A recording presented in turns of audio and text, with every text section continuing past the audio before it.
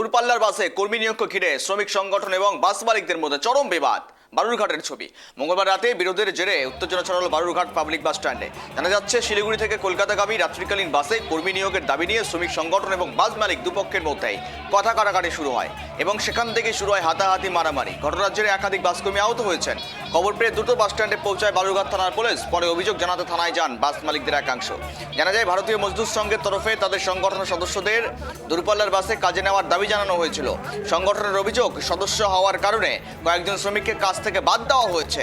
বাসে কর্মী নিয়োগ নিয়ে তুমুল বচসা, হাতাহাতি, মারামারির পর্যায়ে যায় পরিস্থিতি। পরবর্তীতে পরিস্থিতি নিয়ন্ত্রণে আসে বালুরঘাট থানার পুলিশ। সেখানে পৌঁছে পরিস্থিতি স্বাভাবিক করার চেষ্টা করে। শ্রমিক সংগঠন, বাস মালিক বিরোধ, উত্তেজনা। বালুরঘাটে মূলত এই ছবি। রাতের বেলাতেই ঘটলো এই দুর্ঘটনা, যেখানে বাসে কর্মী নিয়োগ নিয়ে তুমুল বচসা। বেশ কয়েকজন শ্রমিক এই মুহূর্তে কর্মী আহত হয়েছেন। বাস স্ট্যান্ডে কর্মীদের হাতাহাতি, আহত একাধিক।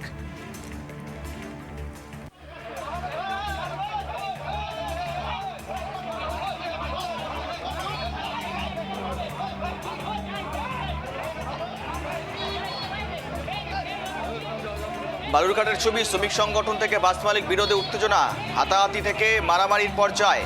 একাধিক শ্রমিক আহত হয়েছেন, একাধিক কর্মী আহত হয়েছেন। বাস স্ট্যান্ডে কর্মীদের হাতাহাতি, আহত একাধিক। বালুরঘাটের ছবি। মূলত বাসে কর্মী, দূরপাল্লার বাসে কর্মী নিয়োগকে কেন্দ্র করেই এই হাতাহাতি বা খণ্ডযুদ্ধ এক প্রকার বলতে পারেন, যেখানে পুলিশ গিয়ে পরিস্থিতি নিয়ন্ত্রণে আনে। যদিও এখনো পর্যন্ত ঘটনার সূত্রপাত কি জানালাম আপনাদের, যেখানে বাস স্ট্যান্ডে কর্মীদের হাতাহাতি, আহত একাধিক। মূলত ওই কর্মী নিয়োগকে কেন্দ্র করেই উত্তেজনা তীব্র আকার ধারণ করে।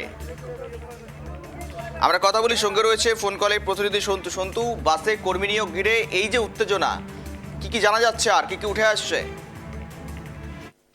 কিন্তু এই বাসের যে মূলত যে নাইট সার্ভিস যারা রয়েছে, নাইট সার্ভিস যারা কাজ করেন দীর্ঘদিন ধরে, সেই দীর্ঘদিন ধরে কর্মীদেরকে সরিয়ে দিয়ে নতুন কর্মীদের নিয়োগ করা হচ্ছে, এমনই অভিযোগ তোলেন হচ্ছে বিজেপির যে সংগঠন যে রয়েছে। তাদের অভিযোগ, বলছেন যে দীর্ঘদিন ধরে একই রকম হয়ে আসছে এবং ভোট পরবর্তী অর্থাৎ 4 তারিখের পর থেকে কিন্তু এই সমস্যাটা দীর্ঘ আকার ধারণ করে এবং তাদের সংগঠন সেইভাবে না থাকার কারণের জন্য যে এই যে কর্মীরা দিনের পর দিন বিগত প্রায় 3 মাস যাবৎ বঞ্চিত হচ্ছে, তাদের হয়ে লড়াই করার কেমন কিছু নেই।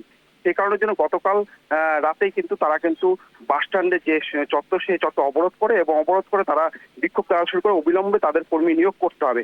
এই যে পরিস্থিতি, সেই পরিস্থিতি কিন্তু হাতাহাতি পর্যন্ত চলে যায়। ঘটনার খবর পেয়ে বালুরঘাট থানার বিশাল পুলিশ বাহিনী পরিস্থিতি নিয়ন্ত্রণ করে। গৌরব, বেশ নজর রাখো, ধন্যবাদ।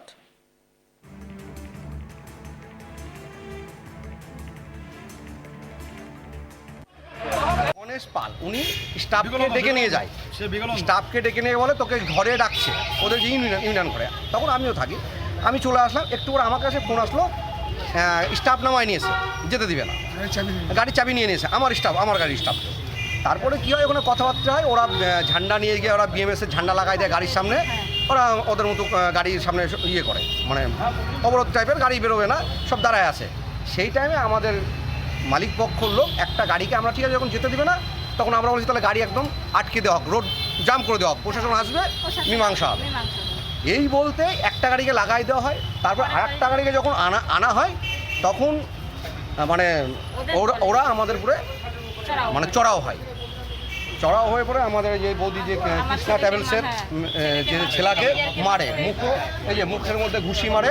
শ্রীকৃষ্ণ গাড়ি ম্যানেজার, আমরা দাঁড়াইছিলাম ওখানে, এমনভাবে গাড়ি চালাচ্ছিল আমরা তো বুঝতে পারিনি, হট করে ধাক্কা লাগে, হাতটা আমার খাম হয়ে গেছে। মালিক পক্ষ তাদের নিজেদের মতন করে প্রচুর কর্মচারীকে কাছ থেকে ছাঁটাই করে দেওয়া বা বসিয়ে দেওয়া করেছে। এটা বিগত 3-4 মাস ধরে চলছে নির্বাচন পরবর্তী পরিস্থিতিতে। এই মর্মে আমি জেলা সভাপতি হিসাবে, এখানে 4টি মালিক পক্ষ আছে, এই চিঠির প্রতিলিপি আছে আমাদের কাছে, তাদেরকে চিঠি দিয়ে তাদের সঙ্গে বসে একটা সুস্থ পরিবেশে এর একটা সুস্থ সমাধান যাতে করা যায়, যাতে কর্মচারীরা, স্টাফেরা সবাই কাজ পায়, তার জন্য আমি চিঠি দিই। তার সঙ্গে সঙ্গে যাতে উন্নততর বাস পরিষেবাও আমাদের জেলার মানুষ পায়,